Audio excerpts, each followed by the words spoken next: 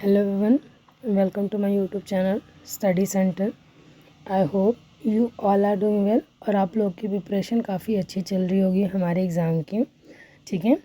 और जैसा कि आप सबको पता है, इस चैनल पर मैं DT+B TGT सोशल साइंस के जो प्रीवियस ईयर के पेपर हैं उनको डिस्कस कर रही हूँ आप लोगों के साथ विद प्रॉपर एक्सप्लेनेशन, ठीक है। यहाँ तक आपको पता है।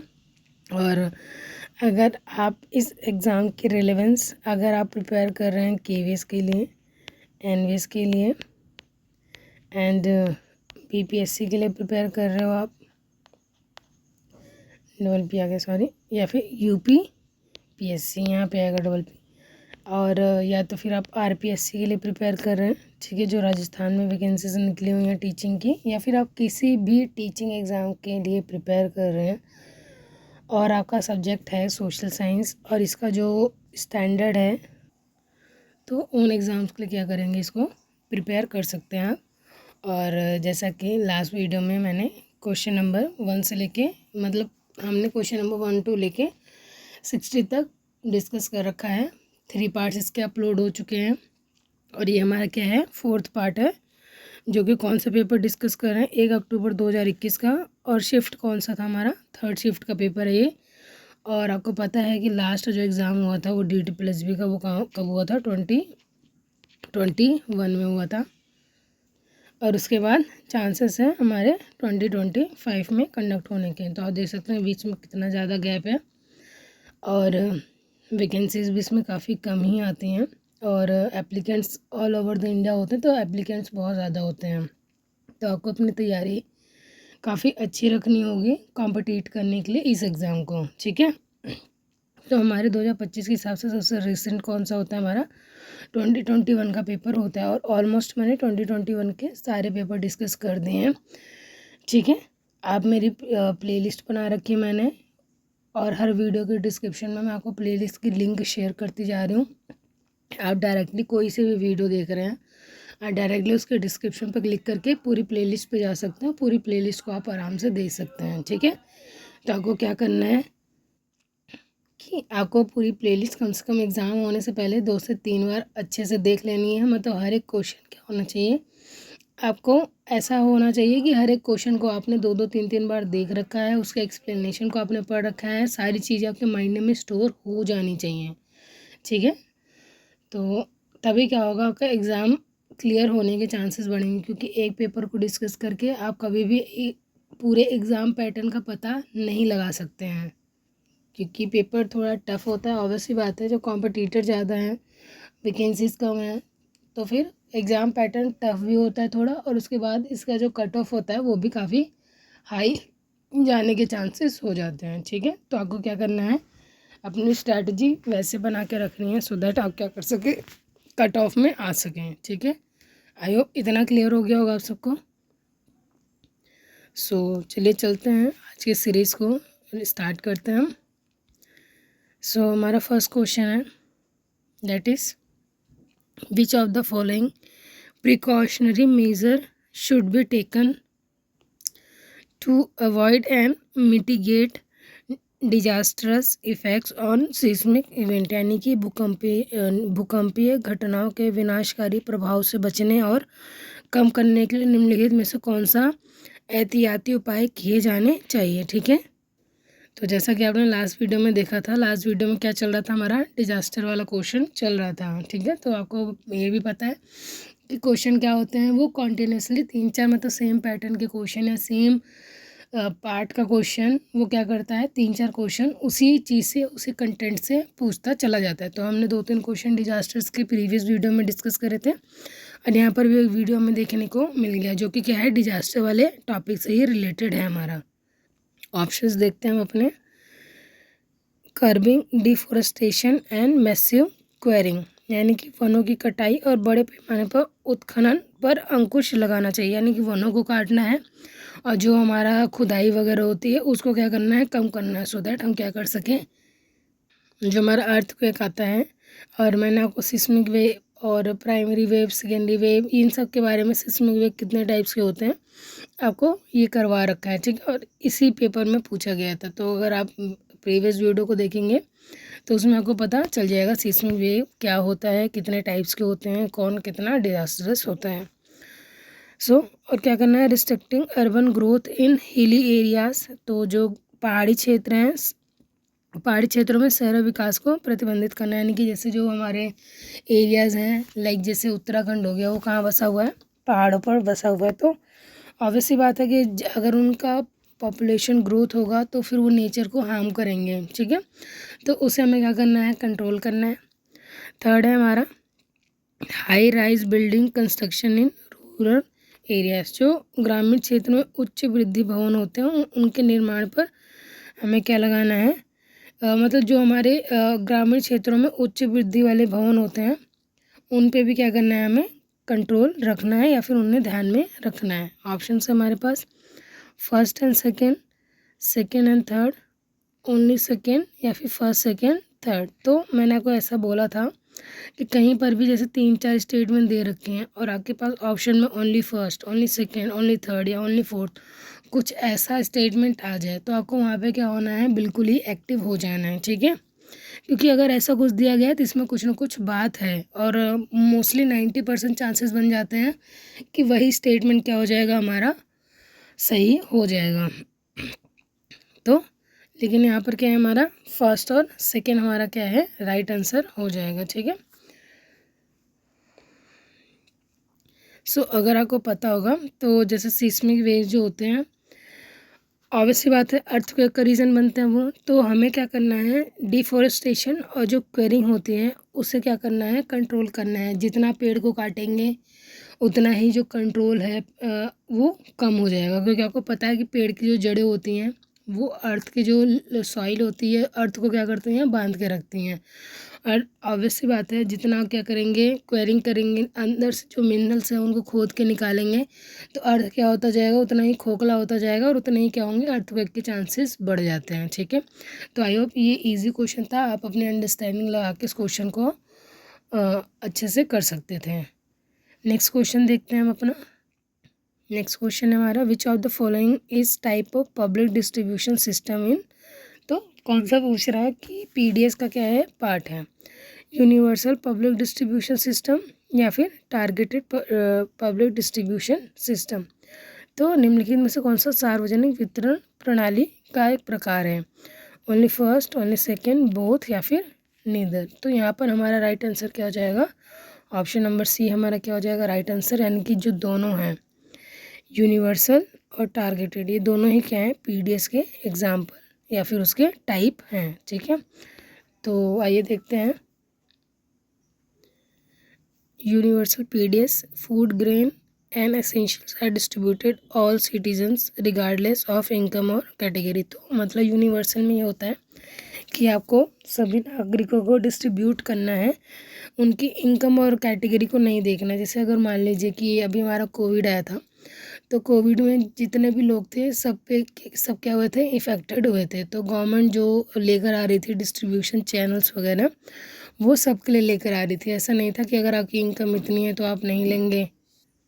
तो ऐसा सिचुएशन जैसे हमारी फ्लड की आ जाती है तो ऐसे सिचुएशन में सबसे ज़्यादा इफ़ेक्टिव ये वाला होता है, क्योंकि इसमें हम किसी भी सिटीजन को कैटेगराइज नहीं कर रहे हैं कि मतलब कि आपकी इनकम इतनी है या फिर आप कौन से कैटेगरी से बिलोंग करते हैं। इसमें हम फूड गेम्स को डिस्ट्रीब्यूट कर रहे हैं, वो सबको डिस्ट्रीब्यूट कर रहे हैं। और नेक्स्ट होता है हमारा टारगेट पीडीएस। इसमें क्या होगा कि हम स्पेसिफिक ग्रुप को टारगेट करते हैं, जैसे आपके राशन कार्ड्स वगैरह होते हैं उसमें बिलो पॉवर्टी लाइन और ये सारी चीज़ें जो होती हैं ये क्या होता है, हमारा टारगेटेड पब्लिक डिस्ट्रीब्यूशन सिस्टम का पार्ट होता है। ऑब्वियसली बात है यहाँ पे क्या लिखा हुआ है, टारगेट किया जा रहा है किसी को, जैसा कि इनके नाम में ही लिखा हुआ है।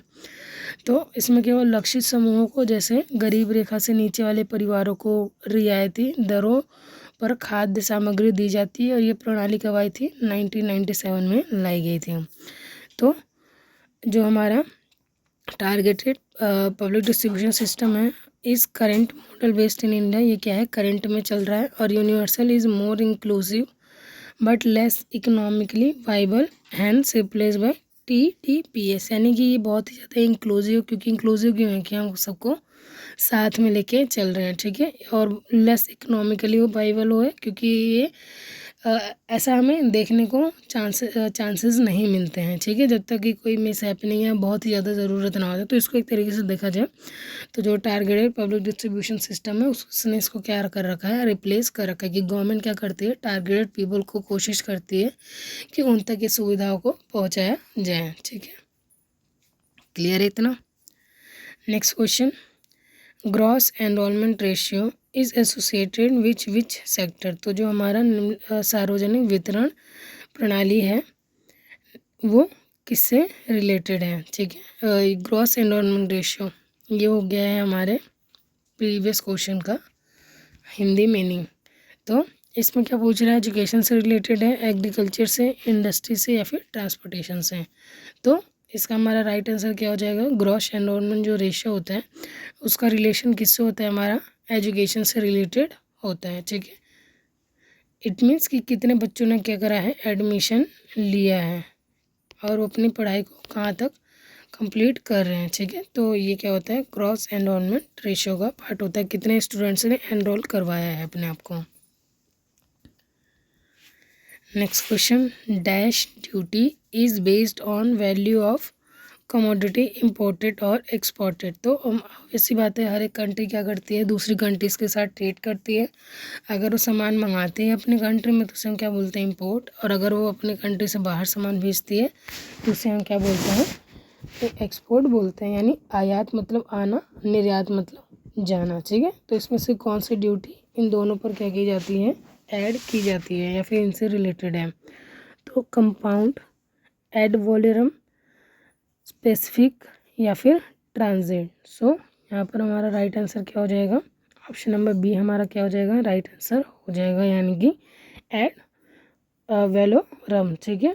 और थोड़ा अगर हम इनके बारे में पढ़ें तो देखो, कंपाउंड ड्यूटी क्या होती है, a combination of specific and ad volume duties. तो इसमें हमने स्पेसिफिक को भी ऐड कर दिया है, यानी कुछ निश्चित शुल्क और एड वैलोरम शुल्क को मिश्रण होता है। कंपाउंड जैसा कि आपको पता है, कंपाउंड नाम ही बता रहा है कि ये क्या है, मिश्रण है लोग। और एड वैलोरम ड्यूटी क्या होती है, based on value of goods. तो जो गुड्स की वैल्यू है उस पर बेस्ड होती है। थर्ड है हमारा specific duty, based on quantity, example पर केजी, पर यूनिट। तो कितनी क्वांटिटी है उसके बेसिस पर ये लगाई जाती है। और ट्रांजिट क्या है, charge on goods passing through a country and route to another destination. यानी जब कोई वस्तु एक देश से तो होकर दूसरे देश जा रही हो उस पर लगाया जाने वाला शुल्क क्या कहलाता है, हमारा ट्रांजिट ड्यूटी कहलाता है, ठीक है। कॉन्सेप्ट्स क्लियर हैं यहाँ पर, जो भी ऑप्शंस दे रखे थे। विच of the following statement is correct regarding the new classical view of economic development. तो हमने इकोनॉमिक डेवलपमेंट और इकोनॉमिक ग्रोथ के बारे में पढ़ा हुआ है। तो इसमें हमसे क्या पूछ रहा है, new classical view of economic मतलब जो नया नवशास्त्रीय विचार है उसके बारे में हमें बताना है, ठीक है। स्टेटमेंट फर्स्ट क्या कह रहा है हमारा, it considers economic development as the removal of poverty and inequality. तो इसका क्या है कि ये कंसीडर करता है कि इकोनॉमिक डेवलपमेंट क्या करता है, रिमूव करता है पॉवर्टी को और इनइक्वालिटी है जो हमारे इकोनॉमी में। It believes that growth occurs as a result of long term effects of capital gain. और ये क्या करता है कि ये मानता है कि पूंजी निर्माण के दीर्घकालीन प्रभाव से परिणाम स्वरूप क्या होता है, हमारा विकास होता है। कि अगर हम क्या कर रहे हैं कि कैपिटल हमारा फॉर्मेशन जितना हमारा बढ़ता जाएगा उतना ही क्या होगा, हमारी कंट्री का ग्रोथ होगा। ऑप्शंस देखते हैं हम अपने, only first, only second, both first and second, या फिर नीदर वन और नीदर टू। सो यहाँ पर हमारा राइट आंसर क्या हो जाएगा, ऑप्शन नंबर सेकेंड हमारा क्या हो जाएगा, राइट आंसर हो जाएगा। तो थोड़ा आपने आई होप इस टर्म के बारे में पता नहीं सुना है कि नहीं सुना है, मैं एक्सप्लेन कर देती हूँ। तो जो economic development, removal of poverty and equality, तो जो हमारा दिस रिफ्लेक्ट्स वेलफेयर बेस्ड और ह्यूमन डेवलपमेंट। तो इसका हमारे जो न्यू क्लासिकल थ्योरी है या व्यू है उससे लेना देना नहीं है। तो जो न्यू क्लासिकल इकोनॉमिस्ट होते हैं वो किस पे एम्फिसाइज करते हैं कि हमारा कैपिटल एक्यूमुलेशन कितना हो रहा है, टेक्नोलॉजी प्रोग्रेस कितना हो रहा है और एफिशिएंट रिसोर्सेज एलोकेशन, इन सब पे क्या करते हैं वो ध्यान ज़्यादा देते हैं एज़ कम्पेयर टू हम पॉवर्टी को हटा दें, इनइक्वालिटी को हटा दें, इन सब चीज़ों पे, ठीक है। तो ये हमारे क्या है, न्यू क्लासिकल इकोनॉमिक थ्योरी का पार्ट नहीं है। New classical economic theory focus on market efficiency, capital accumulation, productivity. क्या होता है एक तरीके से हम देखें तो ये क्या है, क्वांटिटेटिव टर्म है ना कि क्वालिटेटिव टर्म है, ठीक है। तो हमारा कथन सेकंड क्या हो जाएगा गलत, और फर्स्ट क्या हो जाएगा, सॉरी सेकंड क्या हो जाएगा हमारा सही हो जाएगा, और फर्स्ट क्या हो जाएगा हमारा गलत हो जाएगा, ठीक है। तो ये हमारे व्यूज़ हैं इकोनॉमिक डेवलपमेंट के। फर्स्ट है हमारा क्लासिकल व्यू, किसने दिया था, एडम स्मिथ ने दिया था और डेविड रिकागो ने। Economic growth occurs through free market, specialisation and trade, minimal government role. तो इसमें क्या है कि मुक्त बाजार होनी चाहिए, फ्री मार्केट होनी चाहिए, विशेषीकरण और व्यापार के माध्यम से होना चाहिए, और सरकार की भूमिका हम यहाँ पर क्या है सीमित रखते हैं। तो ऑब्वियसली बात है मार्केट में गवर्नमेंट का कोई भी इंटरवेन नहीं होना चाहिए। फिर है हमारा new classical view of economic development, Robert solo और अल्फ्रेड मार्शन ने दिया इसको। Long term growth is driven by capital formation, जितना हम कैपिटल को मतलब कैपिटल फॉर्मेशन मतलब एक तरीके से देखा जाए जैसे हमारे कंट्रीज़ में इस टाइम पे एक लहर चल रही है एंटरप्रेन्योरशिप की। तो हम कितना ज़्यादा, जितने एंटरप्रेन्योर आएंगे उतना ही ज़्यादा कैपिटल को फॉर्म करेंगे, वो उतना ही ज़्यादा इकोनॉमी में कैपिटल इन्वेस्ट करेंगे, ठीक है। और टेक्नोलॉजी क्या है, और रैशनल मार्केट बिहेवियर देखा जाता है इसमें, ठीक है। फिर आता है हमारा स्ट्रक्चरलिस्ट व्यू, रॉल प्रेबिस और गुनार मेडल ने दिया है। Development requires addressing structure inequalities between development and developing nation. इनमें विकास के लिए विकसित और विकासशील देशों के बीच संरचनात्मक असमताओं को दूर करना आवश्यक है, ठीक है। जैसा कि हमने देखा था 3 टाइप्स की इकोनॉमी होती हैं, डेवलप होती है, एक डेवलपिंग होती है, और तीसरी क्या होती है, अंडर डेवलप्ड इकोनॉमी होती है। ये हमारे प्रीवियस वीडियो में हमने डिस्कस कर रखा है, क्योंकि ये पेपर में पूछा गया था। फिर आता है मॉडर्न या फिर कॉन्टेम्पररी व्यूज़, अमर्त्य सेन ने दिया था इसको। फोकस ऑन ह्यूमन डेवलपमेंट, यहाँ पर क्या किया जा रहा है, सारी चीज़ों को ह्यूमन डेवलपमेंट को सोचा जा रहा है। कैपेबिलिटीज़ को देखो, सस्टेनेबिलिटी को देखो, development is to expanding freedom and improving quality of life. तो जो मतलब कि जो फर्स्ट स्टेटमेंट था वो हमारा किससे रिलेटेड है, मॉडर्न पॉइंट ऑफ व्यू से रिलेटेड है, जिससे किसने दिया था, अमर्त्य सेन ने दिया था, ठीक है। बाकी सारे अगर हम देखेंगे तो क्या है, कहीं ना कहीं क्वांटिटी को वो ज़्यादा इंपॉर्टेंस दे रहे हैं as compare to quality. Next question, the activities of producers in this sector are closely connected with the natural resources. तो इसमें क्या है, जो एक्टिविटी हमारी रिलेटेड है वो किससे है, नेचुरल रिसोर्सेज से रिलेटेड है। तो कौन से सेक्टर के बारे में बात हो रही है, प्राइमरी सेक्टर या फिर टर्सरी सेक्टर। ऑप्शन हमारे पास only 1, only 2, both 1 and second, या फिर नीदर 1 और नीदर 2।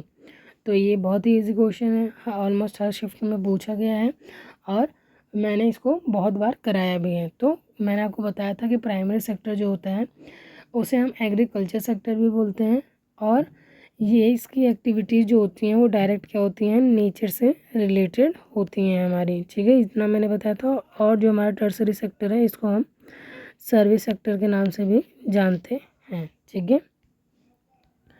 तो ये हमारी क्या है, सेक्टर ऑफ इकोनॉमीज़ हैं, primary, secondary and tertiary. Primary को हम एग्रीकल्चर के नाम से भी जानते हैं, लेकिन जैसे एग्रीकल्चर की एक्टिविटीज़ हो गई, डेयरी, फिशिंग, यानी जो भी हमारा किससे रिलेशन है, नेचर से रिलेटेड है, वो किस में आता है, प्राइमरी सेक्टर में आता है। नेक्स्ट होती है हमारी सेकेंडरी सेक्टर, जिसे हम मैन्युफैक्चरिंग या फिर इंडस्ट्री सेक्टर भी बोलते हैं। इसमें क्या होते हैं, मैन्युफैक्चर होते हैं चीज़ें, जैसे यहाँ पर हमने एग्रीकल्चर करके गेहूँ उगाया, यहाँ पर गेहूँ से हमने उसको किस में किया, आटे में कन्वर्ट कर दिया। तो आटे में कन्वर्ट करने के लिए हमें क्या लगी होगी, मशीन्स लगी होंगी, ठीक है। तो ये किसका, ये वाला प्रोसेस किस में आएगा, सेकेंडरी में आएगा। फिर वही अब रिटेल शॉप से किया जा रहा है, हमारे घरों में जा रहा है, ठीक है, या फिर वो उस इंडस्ट्री से बाई ट्रक या फिर किसी भी ट्रांसपोर्टेशन की हेल्प से आके घरों तक पहुंच रहा है। तो जो ये सर्विसेज प्रोवाइड की गई वो क्या हो जाएगा, हमारा टर्सरी सेक्टर का पार्ट हो जाएगा। तो और भी टर्सरी सेक्टर्स के एग्जांपल होते हैं, जैसे बैंक हो गए, स्कूल्स हो गए, हॉस्पिटल्स हो गए, तो ये क्या करते हैं, आपको सर्विसेज प्रोवाइड करते हैं, ठीक है। तो ये क्या हो जाएंगे, हमारे टर्सरी सेक्टर का पार्ट हो जाएंगे। क्लियर है इतना, बहुत ही ईजी टॉपिक है। नेक्स्ट क्वेश्चन है the ratio of liquid acid to demand and time liabilities in India known as, यानी कि भारत में मांग और समय देनदारियों के लिए एक तरह परिसंपत्तियों का अनुपात के डैश के रूप में जाना जाता है। यानी कि इसमें बोल रहा है कि आप क्या करते हैं कि कुछ अमाउंट अपने आप स्टोर करके रखेंगे, अपने पास रखेंगे अपनी लाइबिलिटीज़ को, यानी जो टाइम लाइबिलिटीज़ हैं उनको पे करने के लिए, और डिमांड अगर आगे लेट सपोज तो उसको पे करने के लिए। क्योंकि ऑब्वियसली बात है कि जो बैंक्स में हम पैसे डिपॉजिट करते हैं तो हमें कभी भी ज़रूरत पड़ सकती है, तो बैंक क्या करता है एक फिक्स्ड अमाउंट क्या करता है अपने पास उसे रखता है, सो दैट कि जो उसके टाइम लाइबिलिटीज़ आ जाएं उनको बियर करने के लिए। और ऑब्वियसली बात है अगर 100% ने डिपॉजिट करा है तो 100 के 100 को तो ज़रूरत नहीं पड़ेगी, उसमें से 4 या 5 लोगों को या फिर ज़्यादा या 10 लोगों को अगर ज़रूरत पड़ रही है तो उनको क्या कर सके आराम से पे कर सके, ताकि जो लोगों का ट्रस्ट है वो बैंक पर बना रहे। तो इसको हम क्या बोलते हैं, सॉल्वेंसी रेशियो बोलेंगे, स्टेचुरी लिक्विड रेशियो बोलेंगे, मार्जिनल स्टैंडर्ड फैसिलिटी बोलेंगे, या फिर मिनिमम सपोर्ट प्राइस बोलेंगे। तो ये हमने बहुत बार पढ़ रखा है कि एक सम ऑफ अमाउंट जो बैंक क्या करता है अपने पास रखता है उसे हम क्या बोलते हैं SLR यानी स्टेचुरी लिक्विडिटी रेशियो बोलते हैं। और वही बैंक अगर एक फिक्स सम ऑफ अमाउंट किसके पास रखता है RBI के पास रखते हैं, ठीक है, जो हमारा क्या है सेंट्रल बैंक है इंडिया का, तो उसको हम क्या बोलते हैं CRR यानी कैश रिजर्व रेशियो। ठीक है, क्लियर है इतना।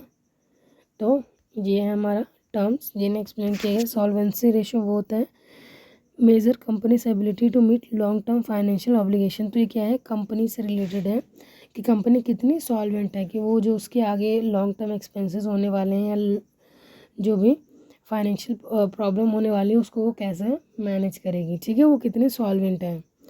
फिर SLR अभी हमने डिस्कस करा minimum percentage deposit that commercial bank must maintain in liquid assets like cash gold और गवर्नमेंट सिक्योरिटीज़, ठीक है। और इसको कौन सेट करता है RBI निर्धारित करता है। और मार्जिनल स्टैंडिंग फैसिलिटी क्या होती है a facility by RBI that allow bank to borrow overnight fund in emergency at a higher rate than repo rate. तो इसमें क्या है कि RBI फंड्स प्रोवाइड करता है रातों रात। जैसे मान लीजिए कि कोई सिचुएशन अराइज होगी, बैंक को पैसों की ज़रूरत है, तो हाई रेट पर क्या किया जाएगा कमर्शियल बैंक्स को लोन प्रोवाइड किया जाएगा।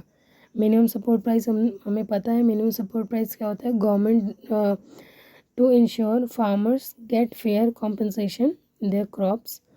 तो क्या करती है जो वो बोते हैं उससे पहले क्या करती है प्राइस बता देती है कि आपके क्रॉप का प्राइस, मतलब अगर आपसे कोई इंडिविजुअल परचेज़ नहीं कर रहा है तो गवर्नमेंट आपके क्रॉप को क्या करेगी इतने रेट पर परचेज़ कर लेगी। तो ये क्या हो जाता है मिनिमम सपोर्ट प्राइस हो जाता है, ठीक है। तो गवर्नमेंट क्या करती है एक तरीके से हेल्प करती है हमारे फार्मर्स को, ठीक है।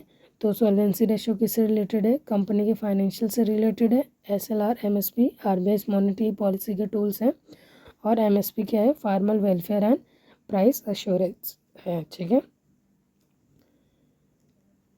Next question which of the following is issuing authority of coins in India, यानी कॉइन कौन इशू करता है government of India, reserve bank of India, commercial bank of India, या फिर कॉरपोरेट एंटिटीज़। तो ये दोनों तो हमारे ऑलरेडी कट जाएंगे क्योंकि कमर्शियल बैंक कुछ भी इशू नहीं करता है। RBI कई बार on the behalf of government बहुत सारे काम करता है।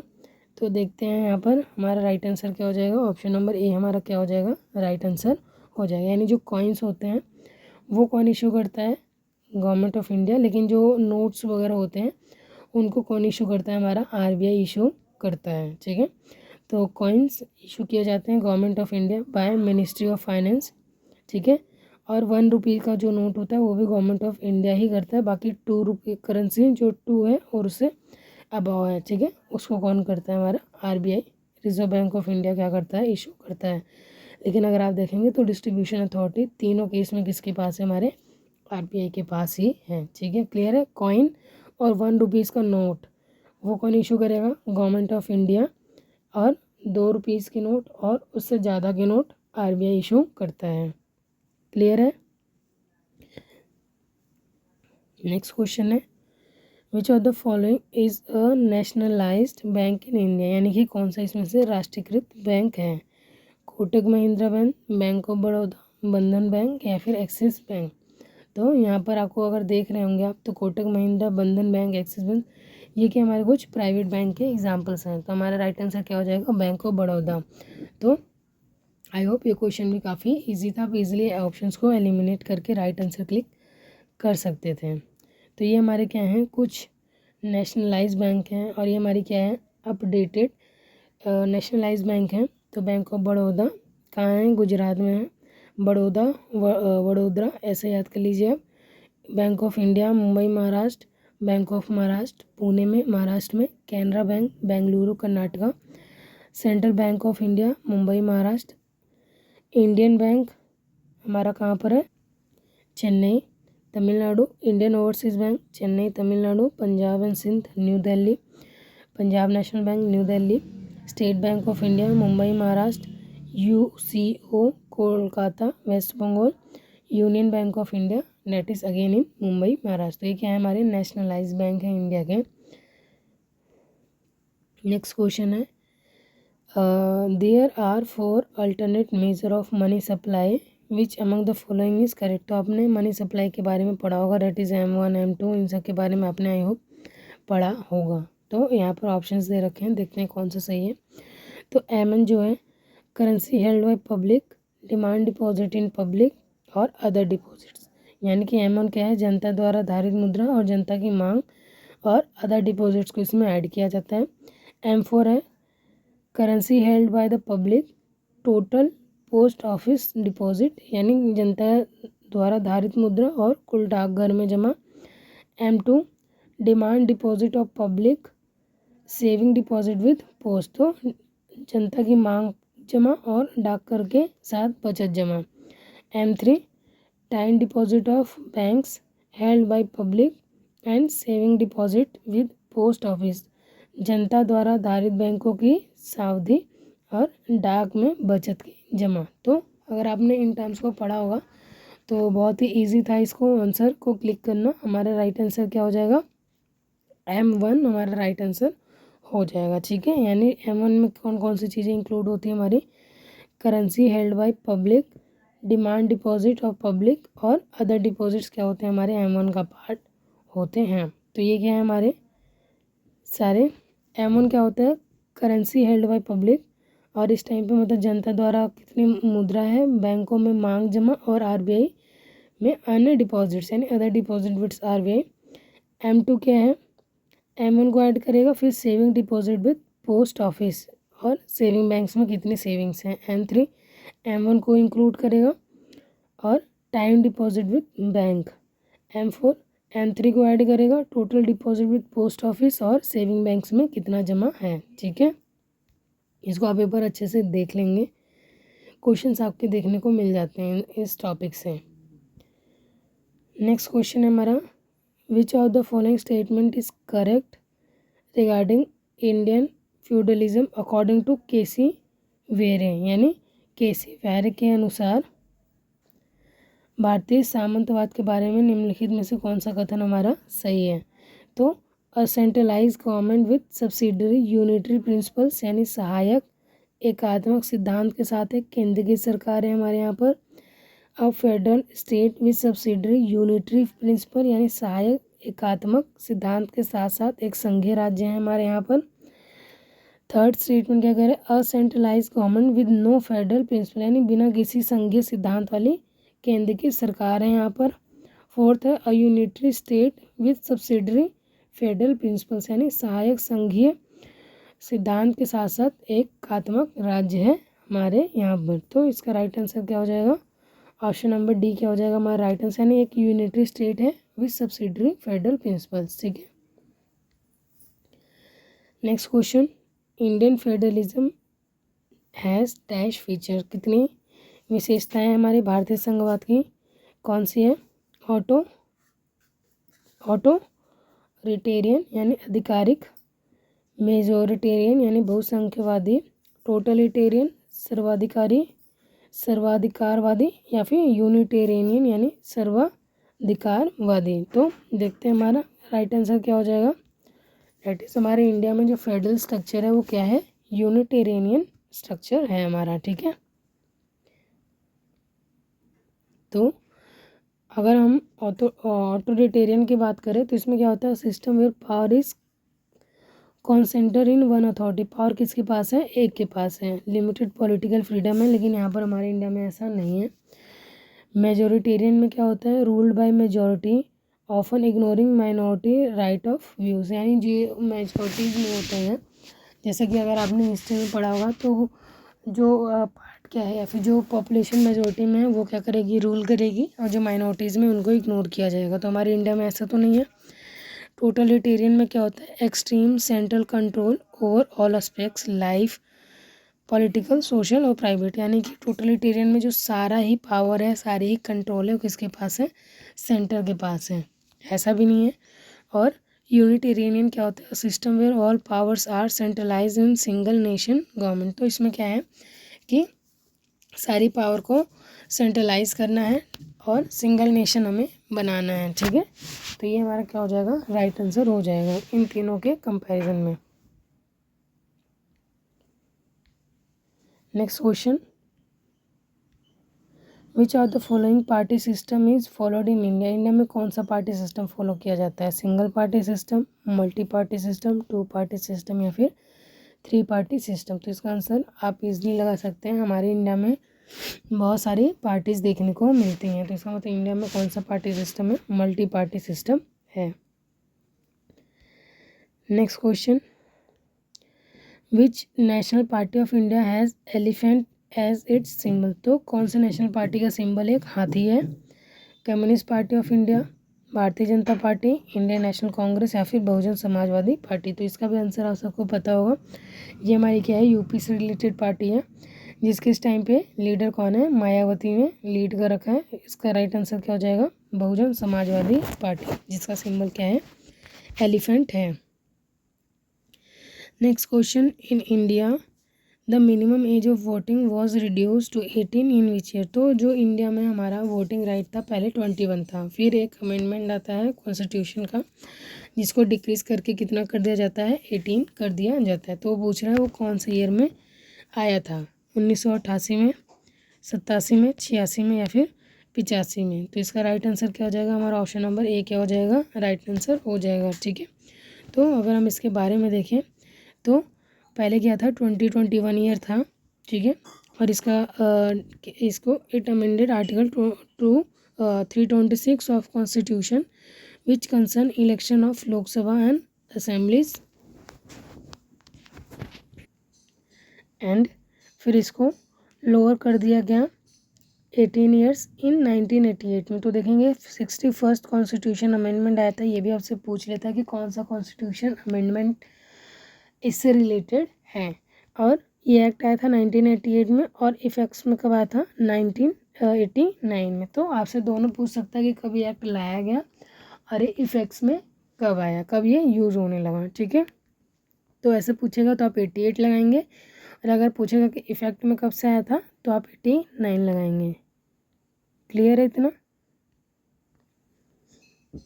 नेक्स्ट क्वेश्चन है हमारा, superintendence directions and control of elections in India vested in, यानी भारत में चुनाव का अधीक्षण, निर्देशन और नियंत्रण डैश में नहीं थे? National company law, appellate tribunal में, यानी कि राष्ट्रीय कंपनी कानूनी अपीलीय न्यायाधिकार में है, या फिर स्टेट पब्लिक सर्विस कमीशन में है, राज्य लोकसभा आयोग में, या फिर इलेक्शन कमीशन ऑफ इंडिया में है, भारत निर्वाचन आयोग में है, supreme court of India, Bharat का सर्वोच्च न्यायालय। तो ऑब्वियस सी बात है यहाँ पर रिलेशन किससे है? इलेक्शन से है, तो वो इलेक्शन में ही आएगा। सो इसका राइट आंसर क्या हो जाएगा? ऑप्शन नंबर सी हमारा क्या हो जाएगा? Right answer. तो सारे किससे रिलेटेड? हमारे इलेक्शन कमीशन ऑफ इंडिया से रिलेटेड है। Next question, which of the following statement are correct regarding election in India. तो ये कौन सा स्टेटमेंट हमारा सही है? Only 2 major party contest election in India, यानी इंडिया में सिर्फ 2 ही मेजर पार्टीज़ हैं जो इलेक्शन लड़ती हैं, या election to be panchayat are not held. तो जो पंचायत के इलेक्शंस होते हैं वो नहीं होते हैं। तो क्या लगता है आपको? दोनों स्टेटमेंट गलत है। क्योंकि अभी हमने पढ़ा कि इंडिया में मल्टी पार्टी सिस्टम है और इंडिया क्या है, हर जगह है, यानी कि छोटे से छोटे गांव वगैरह भी जो वहाँ पर भी इलेक्शन से जो उनके लीडर हैं उनको चूज़ किया जाता है। ठीक है, नेक्स्ट क्वेश्चन है direct democracy is based on direct unmediated and continuous participation of dash in task of government. तो डायरेक्ट डेमोक्रेसी में क्या होता है कि जो पब्लिक होती है या फिर जो पीपल होते हैं कंट्री के, वो क्या करते हैं, डायरेक्ट जाके वोट डालकर आते हैं। ठीक है, तो इसमें राइट आंसर क्या हो जाएगा, किसका पार्टिसिपेशन होता है, मिनिस्टर्स का, सिटीजन्स का, एंटरप्रेन्योर्स का या फिर मीडिया का। तो ऑब्वियस सी बात है हम और आप जाके डायरेक्टली वोट डाल के आते हैं, तो ऑब्वियस सी बात है पार्टिसिपेशन किसका होगा, हर एक सिटीजन्स का होगा, अनटिल मतलब अनलेस कि वो क्या है, मिनिस्टर है या फिर एंटरप्रेन्योर है या फिर मीडिया है, उसको कंसीडर इन टर्म्स को नहीं किया जाएगा। Next question, which are the following is a type of representation in a representative democracy. अब आ गया रिप्रेजेंटेशन में, तो निम्नलिखित में से कौन सा प्रतिनिधि लोकतंत्र में प्रतिनिधित्व का एक प्रकार है। पहला ऑप्शन है हमारा टेरिटोरियल रिप्रेजेंटेशन और फंक्शनल रिप्रेजेंट। सो इसमें हम देखेंगे कौन सा ऑप्शन है हमारा, टेरिटोरियल रिप्रेजेंटेशन या फिर functional representation, only first, only second, both या फिर नीदर। तो यहाँ पर हमारा राइट आंसर क्या हो जाएगा, दोनों ही टाइप की जो रिप्रेजेंटेशन है वो रिप्रेजेंटेटिव डेमोक्रेसी का एग्जाम्पल या फिर टाइप हैं। तो अगर हम टेरिटरी रिप्रेजेंटेशन के बारे में देखें तो citizen elect representative based on geographical constituencies, जैसे लोकसभा की सीट्स हो गई। ठीक है, और यहाँ पर क्या है, फंक्शनल रिप्रेजेंटेशन में representation based on professional occupation और सोशल फंक्शंस, यानी कि ट्रेड और यूनियन, इन सब में हम क्या कर रहे हैं, इनको रिप्रेजेंट कर, मतलब कि राइट दे रहे हैं कि आप क्या करें, हमें रिप्रेजेंट करें। ठीक है, तो लोकसभा वगैरह जो हो गए वो क्या हो गया, हमारा टेरिटरी से रिलेटेड हो गया, हमारे एरिया से रिलेटेड हो गया। और फंक्शंस में क्या होते हैं कि कौन सा फंक्शन कर रहे हैं, उसमें हम आपको पावर दे रहे हैं कि आप हमें क्या करें, रिप्रेजेंट करें। तो territory representation is most common in modern democracy में। Function representation is often seen in corporatist system और बाइकैमरल लेजिस्लेचर जहाँ पे होते हैं वहाँ पर देखने को मिलता है। ठीक है, और आपको पता होगा हमारे इंडिया के कुछ स्टेट्स में बाइकैमरल लेजिस्लेचर है, अगर आपको पता है तो आप कमेंट बॉक्स में उनको ज़रूर मेंशन करेंगे, उसे हमने बहुत बार डिस्कस कर रखा है, और नहीं पता है तो आप उसे याद कर लेंगे क्योंकि ये क्वेश्चन पूछा गया है पेपर में। Which are the following can't be considered as feature of democracy, इनमें से कौन सा डेमोक्रेसी का फीचर नहीं है, लिबर्टी, ऑटोनॉमी, एरिस्टोक्रेसी या फिर इक्वालिटी। सो क्या है हमारा राइट आंसर, तो अगर हम यहाँ पर देखें तो लिबर्टी क्या है हमारा पार्ट। लिबर्टी मतलब क्या होता है, democracy protect individual freedom like speech, religion and movement. तो इनका क्या होता है, लोकतंत्र में व्यक्ति की स्वतंत्रता, जैसे बोलने, धर्म और आंदोलन की आज़ादी होती है। ऑटोनॉमी में नागरिकों और संस्थाओं को स्वतंत्र निर्णय लेने और आत्मशासन का अधिकार होता है, तो ये भी क्या हो जाएगा, डेमोक्रेसी का पार्ट हो जाएगा। लेकिन जो हमारा ऑटोक्रेसी है, एरिस्टोक्रेसी है, विशेषाधिकार प्राप्त वर्ग शासन, लोकतंत्र की समानता की भावना, यानी जो विशेष अधिकार लोगों के पास प्राप्त हैं वही क्या करते हैं, शासन करते हैं। तो क्या हो जाएगा हमारा डेमोक्रेसी का एक फीचर या फिर एक एग्जाम्पल नहीं होगा। बाकी इक्वालिटी तो आपको पता है, सबको क्या किया गया है, समान माना जाता है। तो यहाँ पर हमारा राइट आंसर क्या हो जाएगा, एरिस्टोक्रेसी राइट आंसर हो जाएगा। Option number C will be are right answer. Clear है इतना। सो आज के 20 क्वेश्चन हमने डिस्कस कर लिए। आई होप ये सेशन आपको पसंद आया होगा, और कुछ क्वेश्चंस आपको ऐसे भी मिले होंगे जिनके बारे में आपने नहीं सुना होगा, लेकिन अब क्या हो गए हैं, आपने उन क्वेश्चन को सुन लिया है, और अगर आप वो आपके शिफ्ट में आएगा तो आपके लिए न्यू नहीं रहेगा, अननोन नहीं रहेगा, आप उसे जानते रहेंगे और एटलीस्ट ट्राई करेंगे उसको राइट आंसर उसका क्लिक करने की। ठीक है, तो अगर आप मेरे चैनल पर फर्स्ट टाइम विज़िट करें तो चैनल को सब्सक्राइब करें और वीडियो को लाइक करना ना भूलें, बेल आइकन को क्लिक करें, सो दैट कि अगर मैं वीडियो को अपलोड करूँगी आपके पास नोटिफिकेशन आ जाएगा। तो मिलते हैं नेक्स्ट वीडियो में, नेक्स्ट 20 क्वेश्चन को डिस्कस करेंगे। Thank you so much.